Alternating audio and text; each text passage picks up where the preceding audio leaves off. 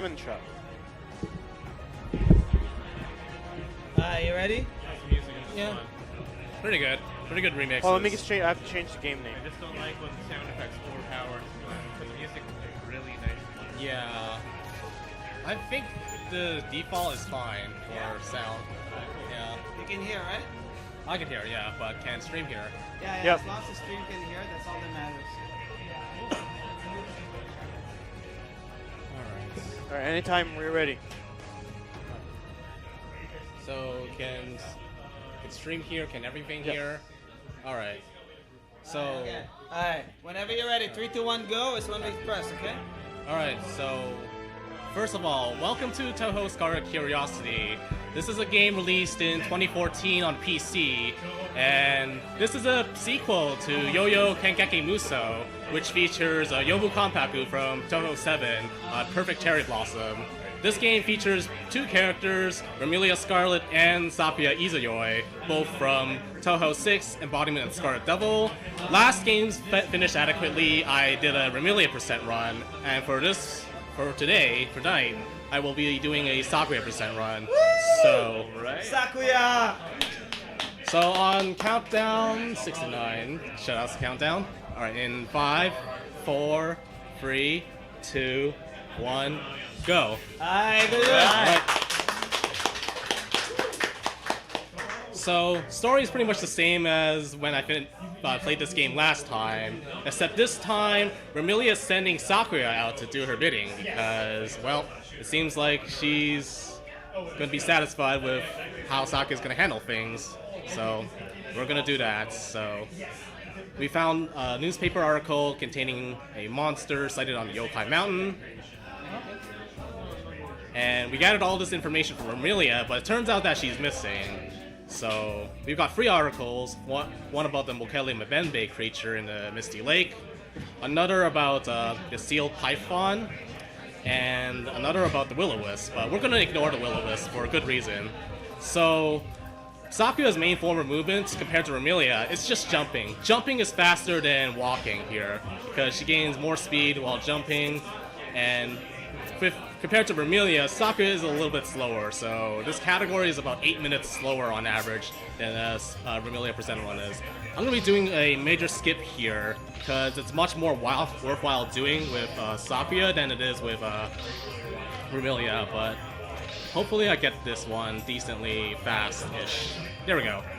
That's a nice out-of-bounds clip that saves a nice chunk of time if you get it first try, but 5th try is not that bad. Here we get a deck brush, 31 attack power is around the below average. So this game, compared to Kengeki Muso, has a lot more RPG elements. It has a proper leveling system, it has equipment, and you can equip items as well. And so this is more of an RPG than Kengeki, which basically is just a bare bones Ys RPG. This is more a traditional RPG style, while still retaining a lot of the action that both Kengeki had and Remilia % had. So, first up is this boss. It's Luna Child, one of the 3 fairies of light. Her ability is to mute sound, and she's actually watching the Misty Lake for some reason. So, what we do here, use her spell and then finish her off with a regular attack. So that's Luna Child. So she lies about being a competitor to find the monster, so Sakuya says something about less competitors being better, so we beat her up. But as a result of that, the Scarlet Devil Mansion, Sakuya and Remilia's home, gets wrecked. So we have to report back and check up on everyone. Talk to Mei Ling, who takes us to the library to talk to Patchouli, right over there. So, it seems like an invisible monster, a huge monster, attacked the Devil Mansion and left no trace at all. So, which kind of sucks because we have no real clues to go on, except the newspaper articles. So we can investigate either the Will-O-Wisps or the Genbu Ravine, and we're going to explore the Genbu Ravine. It turns out that Remilia is missing, but Sakuya is very sure that Remilia can take care of things, and so we're off on our own. So, Sakuya can get up high cliffs by using both the peak of her jump and the charge stab ability I just used there. So we can get through this part relatively fast here, so that's pretty good. Both of them were first try. And coming up here on the zone after this is a very major skip, which pretty much takes us from Chapter 1 to Chapter 7, which is pretty much half of the game right here. So in a moment here, we'll be getting to the next zone, where I have a pretty good idea of which angle to use for the skip. Let's see if I get it decently fast. So if you don't skip this part here, you get to fight the second of the three fairies of light, Star Sapphire. Star Sapphire's ability is to detect moving objects. That's not good. There we go. Got the skip. So we can jump on water and bypass that octagon there, where we would have fought a Star Sapphire. But yeah, with the equips we have now, we wouldn't be able to beat her easily. So we can skip straight to the end of the zone, so be prepared for a long while. So this game doesn't expect us to go to the end here, because we're not supposed to clip through like that and bypass the event triggers. So after this here, once we reach the end of this area, it loads the mid-game version of the area. So when we go back, the mid-game portion of the Gamble Ravine will be loaded. So you'll notice a few things when that happens. Well, one of which is that it's daytime now. So when we go back after loading the next zone, it's going to be nighttime. In Vermilia%, you'll notice that it was the reverse. So that when we were doing the skip here with Vermilia, it was nighttime, and when we went back, it was daytime. It's the reverse here. It's a theme between Sakuya and Vermilia, that night and day are switched whenever we do stages.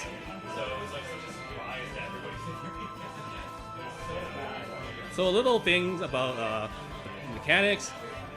So we have 3 skill slots and a spell system. The spell gauge is the purple diamond to the left.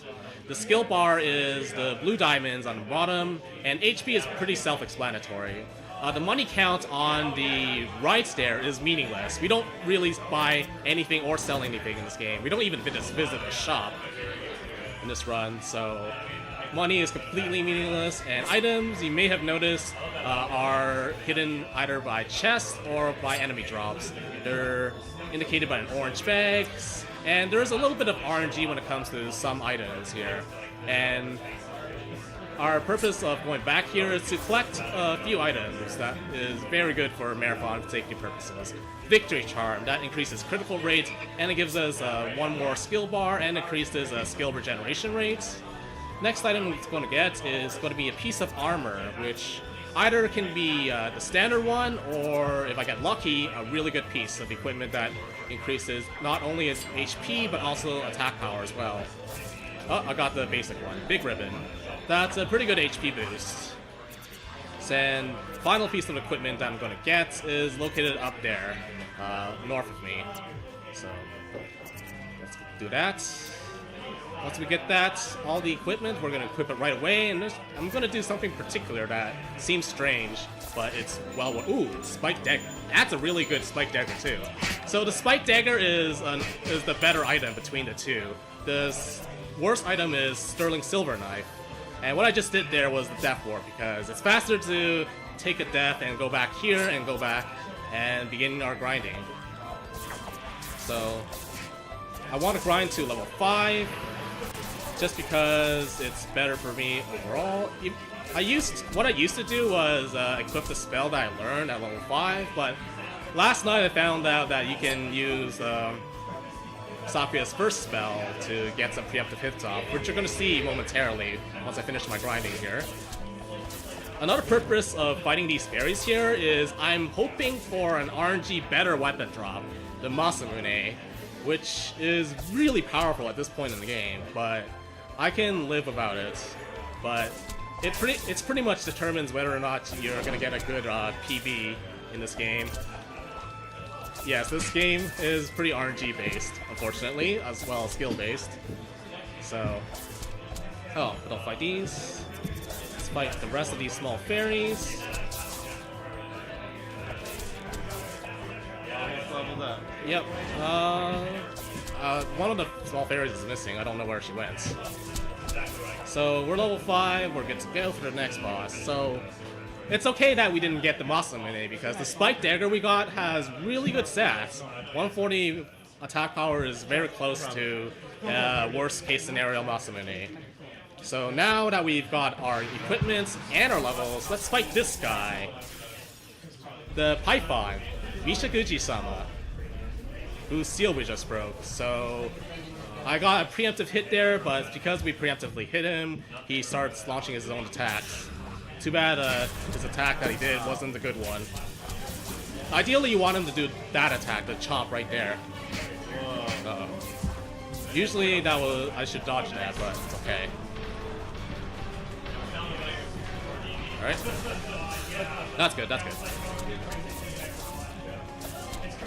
Yeah, it's pretty straightforward why you want him to chomp, because you get a lot of damage through melee. Otherwise, you'll be damaging him through throwing knives, which is a pretty good skill.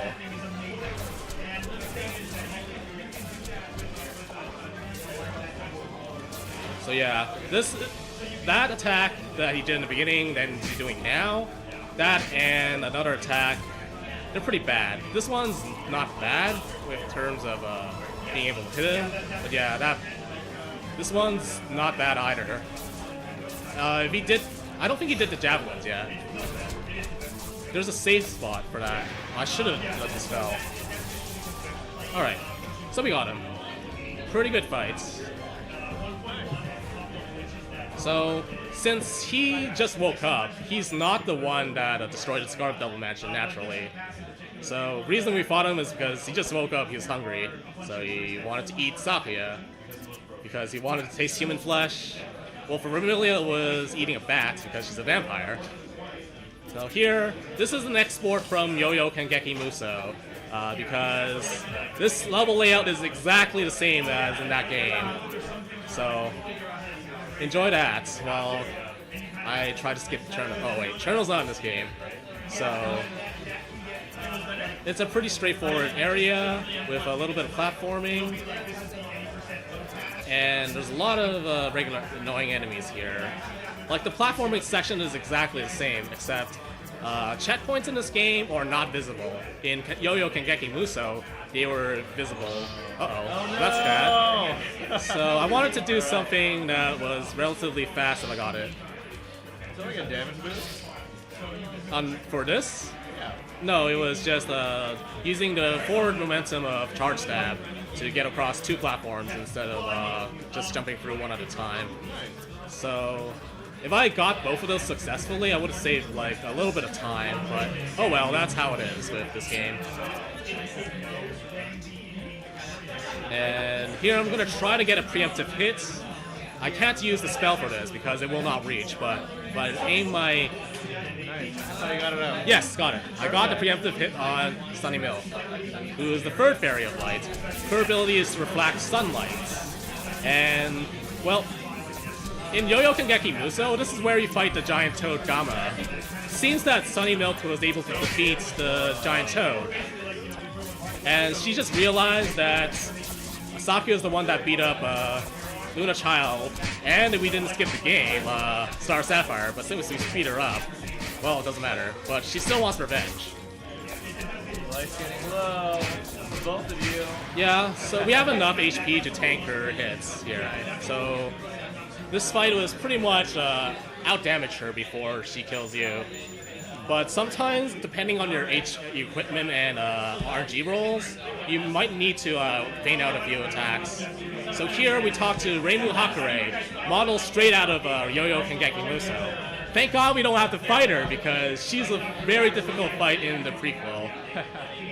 So we tell her, we tell her not to do anything in this game, and she's pretty much is not doing anything. She has information for us about the Scarlet Mist incident. That's why we visited the Fairy Forest. And if we didn't skip the events earlier, Fujiwara and Omoko from Touhou 8 Imperishable Night, the extra stage boss, we would have fought her, and we would have gotten that piece of information, that newspaper article here. So now we're investigating the other source of Red Mist here.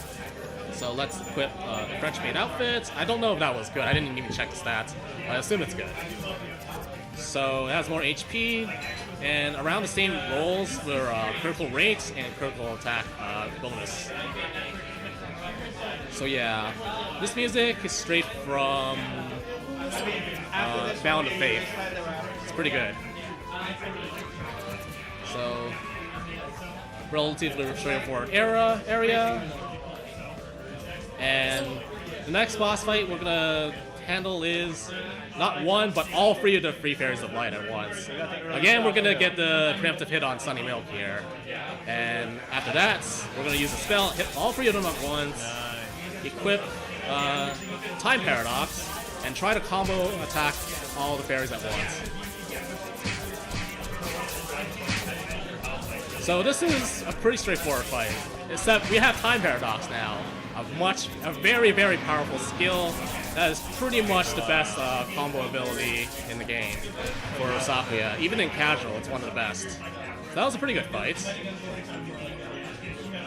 So Luna Child we left for last because she's annoying and she has invincibility frames, which really, really annoy me. So the order of priority was Sunny Milk, then Star Sapphire, then Luna Child for that. But getting more than two fairies at more than one fairy at once is really good for this fight. And so after we beat them, we fell down here to the Rings of Days in Hell. But before that, they revealed that someone was pulling the strings behind things, and because they slipped that out, Sokka is a little suspicious. And we got the best line of the game. You might have saw it's all crappers. I opened that chest here because I wanted a chance for a good item.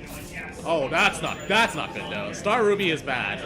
So normally you can get the diamond, which is a much better accessory than Star Ruby. And oh yeah. So once we landed here, well, the Free Fairies of Light were lost, and as you notice here, we talked to Satori Komeiji, who lives above this place, and she told us to rescue the fairies. And she's also sending her forgetful pets to rescue us. So our objective is pretty much to reach the top of this area to be let out of this place, because the way to get out of hell is through the cauldron here. And here I'm going to be doing a very difficult skip. Oh my god. Yes, got second try. That's nice. Whoa, nice. This is one of the hardest skips in the game, in my opinion, because you need to do really precise movements in order to have her clip through that with Time Paradox. So this skips a pretty big platforming section. Compared to Remelia Percent, she doesn't have to rescue the fairies because she has to go through. She can skip through the second half of this place. But since we can't with Sakuya, we have to rescue the Free Fairies of Light in order to get through. This part shouldn't be that hard because we're trying to clip through the lava here. Hopefully we can do that relatively soon. Well, that was close. There we go, we got it. So those two clips save a lot of time over a big platforming section that was really annoying, and it takes a long time to go through as well. So here's another platforming section to rescue the Fairy Lights. So we rescued the Fairy Light in the order that we fought them at. So Luna Child, then Star Sapphire. Luna Child said something about being too cute to die, so we rescued her. Star Sapphire is just surprised that we rescued her. Spoiler alert, of course. Nice, that's bad. I bonked the top of that, which is pretty not good. Do you have any incentives? Not sure. Oh, not again. Usually I get that. It's okay. Is there anything that you're scared of in this run that if you succeed? If I die to a boss, I'll definitely donate something for sure. There we go. Nice. There we go, that's what I'm talking about. So, we rescue Star Sapphire, just surprised to see us. And so we have one more fairy to rescue. And that's going to be at the end of this dungeon. Because this red lava flow, we cannot clip through it at all. No matter how much we try, because it has different properties than the orange lava we'll see. So I'm going to do a little bit of platforming here. Yeah, this part here is the more skillful part when it comes to platforming with Sakuya. but you don't do this platforming at all with Vermilia because you've skipped this part. Dark Souls. Yeah. Alright, so... Whoa. Alright, that's Oh my fine. I don't take that much damage though, so I'm okay. Oh my god. Nice. Oh. That was one of the harder jumps.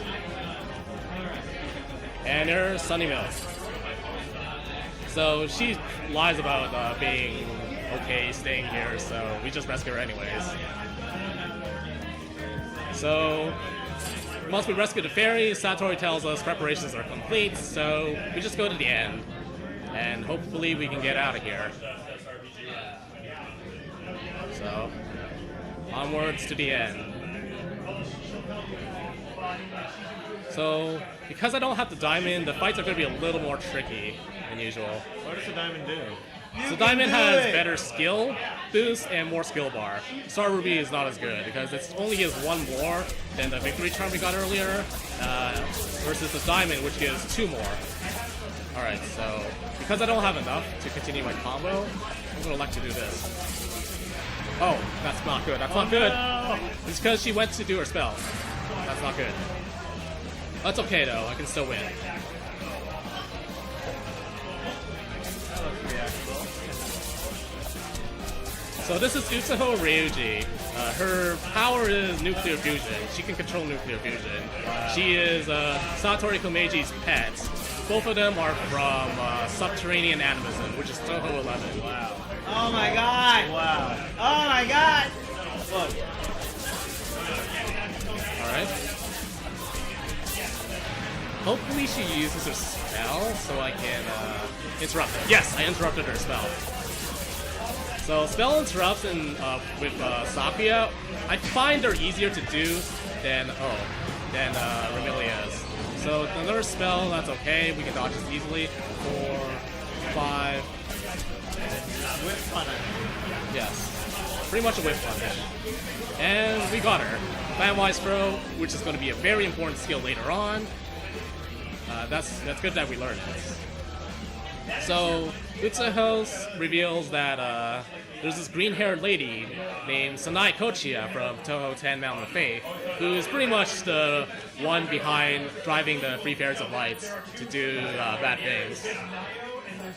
So, pretty much that. A lot of enemies, they shoot bullets at you at ground level. And Yeah. Can you always jump over the bullets, or there's some You that can hit you in the pretty air? much jump over most of the bullets, but Okay. for Utsuho's case, she has a lot of big bullets, so sometimes they're a little harder to dodge because of that.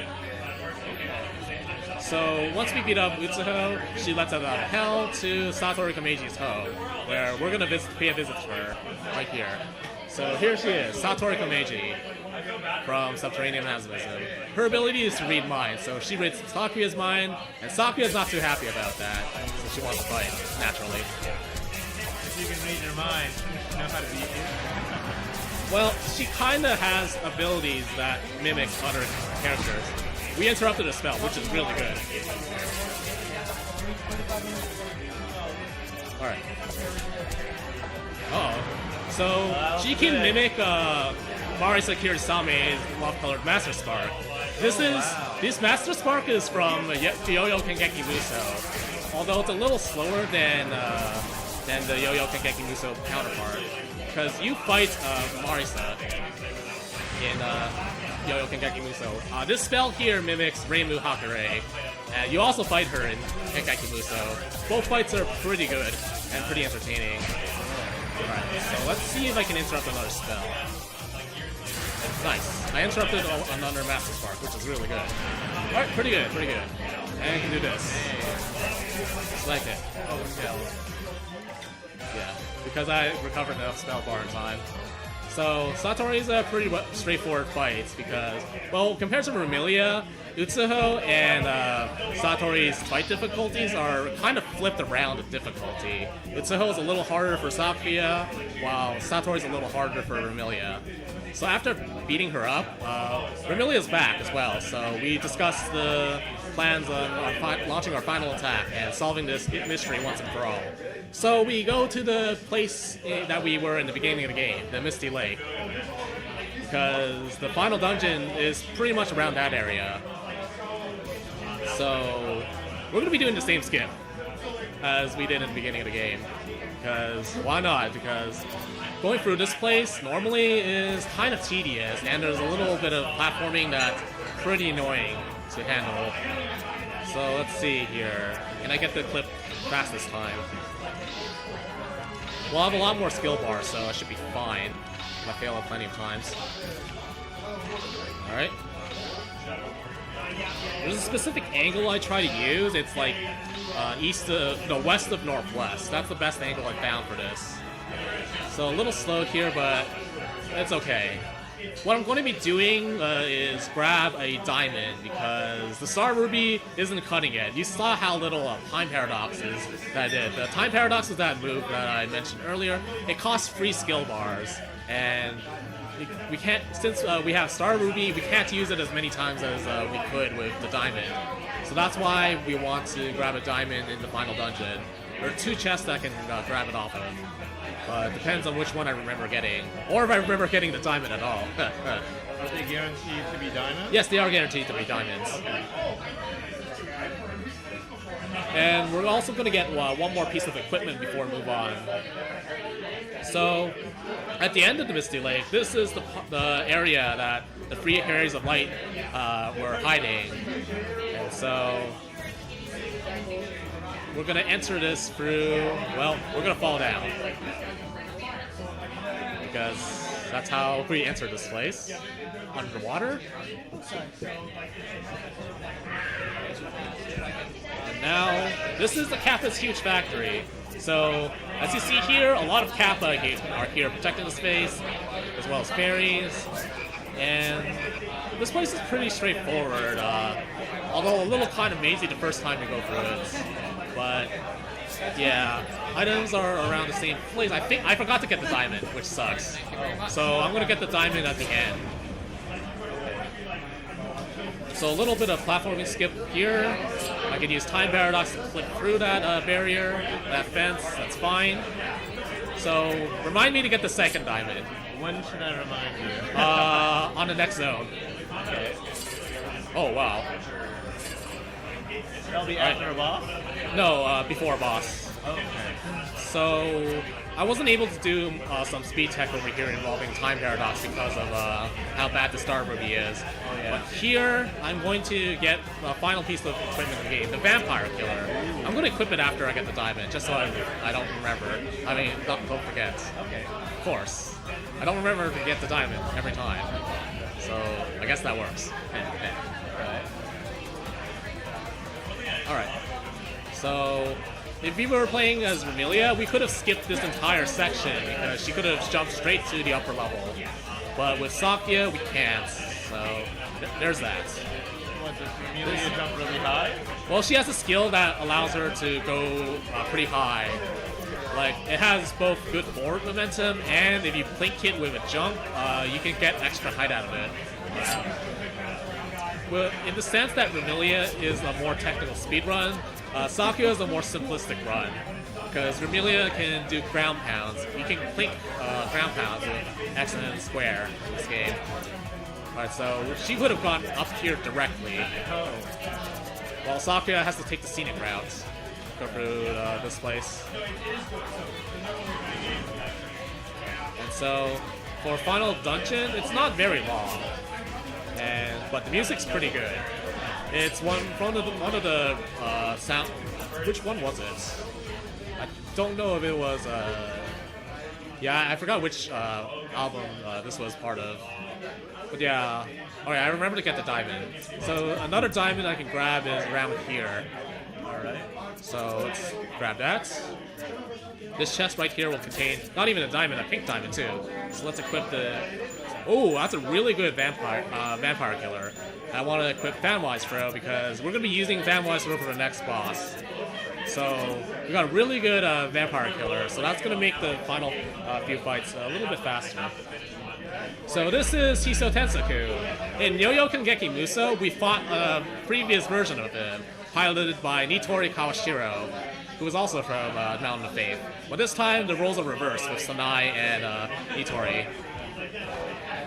this thing has no legs, so... Okay, we got the spell off in time. I thought I was moved slow for that. Alright. So because we're using Fanwise Throw, we can pull off so many hits against Hiso Tensaku. That's why we take advantage of oh nice. This is really good. This is really good. When he uses his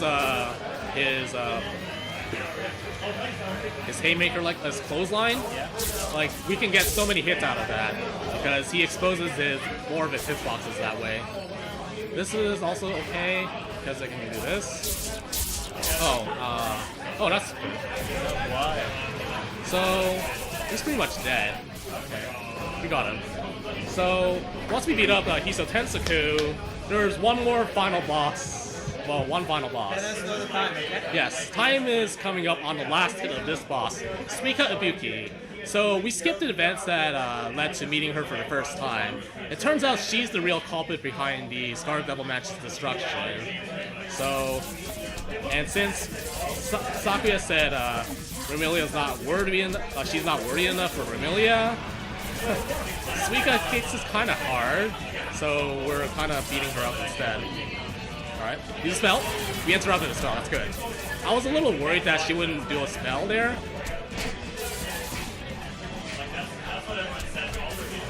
Nice, okay. I can interrupt another spell, which is good.